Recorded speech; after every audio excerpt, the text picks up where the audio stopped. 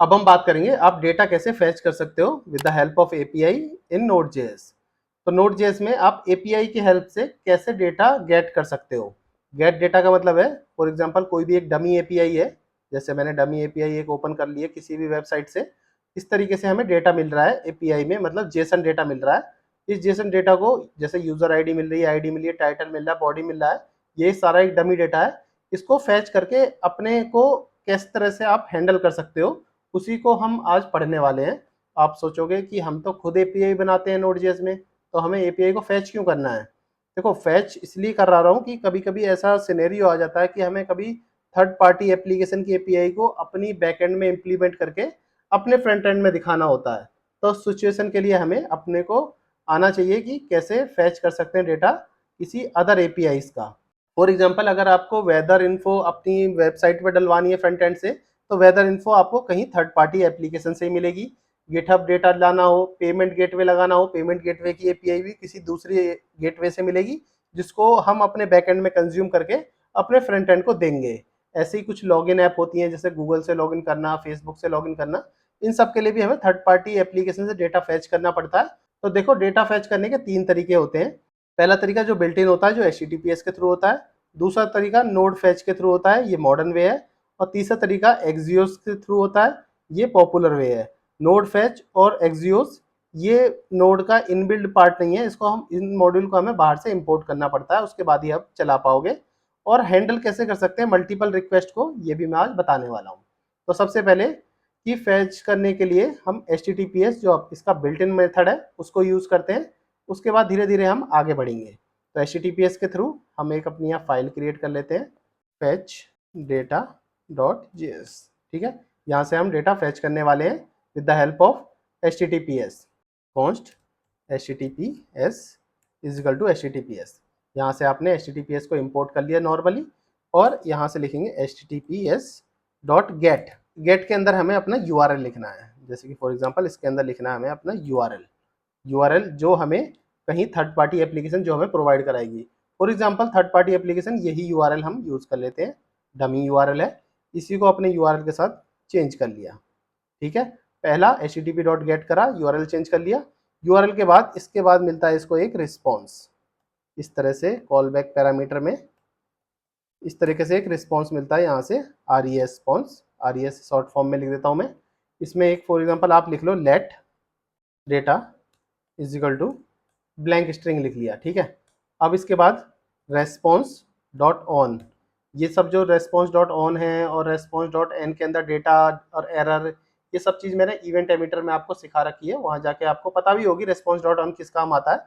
इसके अंदर यहाँ से उठा लो डेटा। ठीक है, डेटा जो मिलता है हमें वो चंक के रूप में मिलता है, मैं ऑलरेडी आपको बता भी चुका हूँ कि जो भी डेटा होता है चंक के रूप में हमें मिलता है। तो यहाँ से मिलेगा हमें, तो यहाँ से मिलेगा हमें चंक। ठीक है, इस चंक को हमें यहाँ से उठाना है, data plus is equal to chunk. इस तरीके से रिस्पॉन्स डॉट ऑन में कर लिया। अब रिस्पॉन्स डॉट ऑन में या तो रिस्पॉन्स डॉट ऑन में अब एंड कर देंगे, तो कंसोल लॉग में जेसन डॉट पार्स से डेटा को एंड कर दिया। कंसोल लॉग में भी जेसन डॉट पार्स से पहले मैं यहाँ कुछ आपको डिस्प्ले भी करा देता हूँ।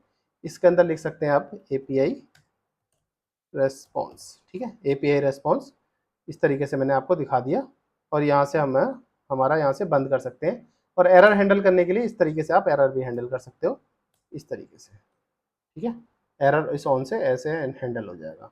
अपना यहाँ से दिखा देते हैं, नोड से ही चला देते हैं वॉच करके, वॉच और इसके बाद फैच। ठीक है, इतना चलाते हैं। तो जो भी डाटा था आपको इस तरीके से कंसोल लॉग में मिल गया, जो यहाँ पे मिलना था with the help of HTTPS module. HTTPS module क्या होता है, आपका इनबिल्ड मॉड्यूल होता है जो नोड.जेएस के अंदर है। थोड़ा सा टिपिकल होता है क्योंकि लिसनर के साथ ये काम कर रहा होता है। लिसनर हो गया, इवेंट्स के साथ जो काम करने के चक्कर में आपको चंक से उठाना पड़ता है, फिर डेटा को पार्स करना पड़ता है, थोड़ा सा कॉम्प्लिकेटेड हो जाता है ये। इसलिए जो बाहर से हमें मिलते हैं थर्ड पार्टी मॉड्यूल जैसे नोड फैच और एक्सियोस, ये बहुत ही सिंपली तरीके से इसको हैंडल कर सकते हैं, इसलिए हमें उनको यूज करना चाहिए। ये जरा सा मैंने आपको समझाने के लिए दिखा दिया कि डेटा को हम इस तरीके से रिट्राइव कर सकते हैं। अब हम बात करते हैं सेकंड तरीके से, नोड फैच। नोड फैच जो है मॉडर्न वे है, वैसे मोस्ट पॉपुलर तो एक्सियोस ही है, पहले मैं आपको नोड फैच के थ्रू दिखाता हूँ। नोड फैच के थ्रू आप किस तरीके से आप एपीआई के डेटा को फैच कर सकते हो। तो नोड फैच जो है थर्ड पार्टी मॉड्यूल है, तो हमें इसको बाहर से इंपोर्ट करना पड़ेगा। तो यहाँ से प्लस बटन दबाओ, npm इंस्टॉल नोड फैच, इस तरीके से आप लिखोगे तो इस तरीके से पैकेज इंस्टॉल हो जाएगा। आप देखोगे तो पैकेज जेसन करके भी बन गया, नोड फैच का वर्जन दिख गया यहाँ पे, पैकेज लॉग भी बन गई और नोड मॉड्यूल्स फाइल भी आ गई। तो इसमें सिंपल आपको जाना है। इसमें मैं मॉडर्न वे के थ्रू दिखा रहा हूँ आपको, मॉडर्न वे से कैसे हमें इंपोर्ट कर सकते हैं, क्योंकि अगर पैकेज जेसन है तो ये एक मॉडर्न वे में भी आप इंपोर्ट कर सकते हो इसको। तो इंपोर्ट करने का तरीका क्या है, import fetch from node fetch. वैसे मॉडर्न वे में जनरली जो है यहाँ से इस तरह से लिखते हैं, टाइप मॉड्यूल। मॉड्यूल से क्या हो जाता है, आप रिक्वायर करके फैच करने की जरूरत नहीं पड़ती, नॉर्मल आप फैच कर सकते हो, चाहे इससे लिखो या ना लिखो, ये वैसे ऑप्शनल होता है। अगर आप इसको लिखोगे तो ये मॉडर्न वे से मॉड्यूल वे में आपको बताएगा, मॉड्यूल के थ्रू। मैंने चलो लिख दिया है, import fetch from node fetch कर दिया यहाँ से। मैं आपको आने वाले लेक्चर में बताने वाला हूँ कि मॉडर्न जेएस आप किस तरीके से यूज कर सकते हो। इस तरह से आपने इसको फैच को इंपोर्ट करा, ये इसी तरह से इंपोर्ट करा है मैंने, जैसे आपने मेरे को रिएक्ट लेक्चर में देखा होगा, इस तरह से इंपोर्ट करते थे। जावास्क्रिप्ट में भी इस तरीके से हम इंपोर्ट कर लेते थे। ठीक है, इसमें आपको सिंपल लिखना है, इतना आपने इंपोर्ट लिखा।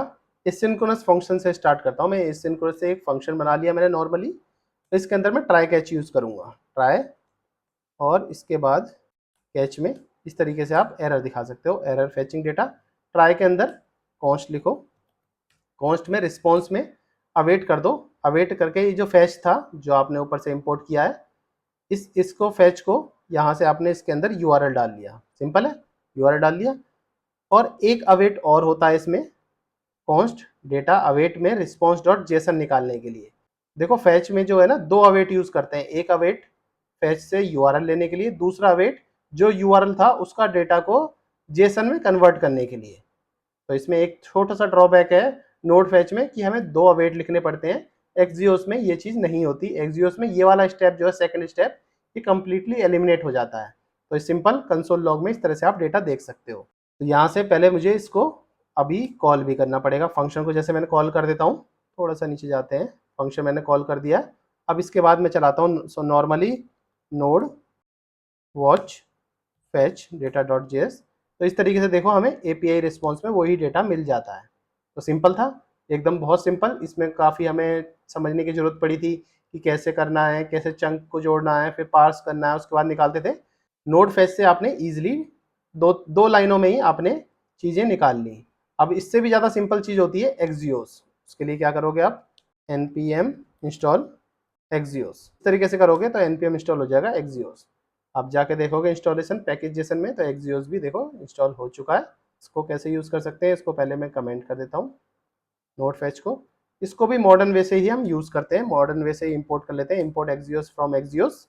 इसके बाद सिंपल एसिंक्रोनस से ही हम करने वाले हैं इसको भी, एसिंक्रोनस फंक्शन फैच डेटा करके फंक्शन बना दिया, और इसके अंदर लिखा ट्राई और कैच, कैच से एरर कैच कर लिया, और इस फंक्शन को यहाँ से कॉल करा लेते हैं। ठीक है, कॉल करा लिया। अब इस तरीके से हमने एक फंक्शन बना दिया। ट्राई के अंदर देखना बहुत ही ज़्यादा सिंपल मेथड होगा ये। ट्राई के अंदर सिंपल आप कॉन्स्ट लिखोगे, रिस्पॉन्स करके वो यूआरएल उठा लोगे जो भी यूआरएल था, और कंसोल लॉग में बस इतना रिस्पॉन्स डॉट डेटा, इससे करके आपको पूरा यूआरएल जो है फैच होकर नीचे मिल जाएगा।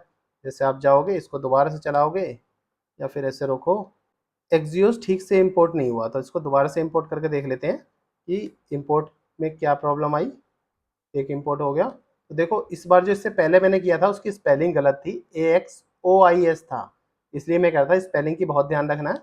पहले वाले को हटा देते हैं और यहाँ से npm इंस्टॉल चला देते हैं। ठीक है, npm इंस्टॉल से क्या हुआ, पहले वाले की डिपेंडेंसी हट गई, ये दो डिपेंडेंसी रह गई।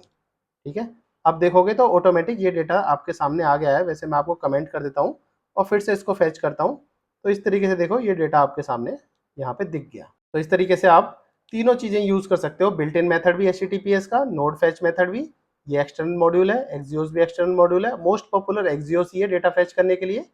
और अब लास्ट में जो है मल्टीपल रिक्वेस्ट को आप कैसे हैंडल कर सकते हो, ये आप मुझे बताओ कैसे मल्टीपल रिक्वेस्ट कैसे हैंडल करना होता है। जनरली मैं आपको आइडिया दे देता हूँ। आइडिया ये है कि जैसे कि आप यहाँ पे सारे के सारे एक्सियोस लगा के अवेट कर सकते हो, इसके नीचे डेटा डेटा डेटा लिख सकते हो। इस तरीके से मान लो ट्राई के अंदर पहले सारे URL लिखो, 2-3 जितने भी हैं, फिर कंसोल लॉग में तीनों के डेटा लिख दो। इस तरीके से आप मल्टीपल रिक्वेस्ट भी हैंडल कर सकते हो। आप मुझे बताओ, आप मल्टीपल हैंडल कर पा रहे रिक्वेस्ट या नहीं? नहीं कर पा रहे तो मल्टीपल हैंडल रिक्वेस्ट के लिए मैं अलग से एक शॉर्ट वीडियो बना दूंगा, उससे आपको चीज़ें पता चल जाएंगी मल्टीपल रिक्वेस्ट कैसे हैंडल कर सकते हैं with the help of Axios, node fetch और HTTPS। तो ठीक है, अभी के लिए इतना ही। अगर मेरी वीडियो इन्फॉर्मेटिव लग रही हो तो मेरे चैनल को सब्सक्राइब किए बिना ना जाएं, अपने दोस्तों के साथ शेयर करें जितना भी ज़्यादा हो सके। Thanks for joining.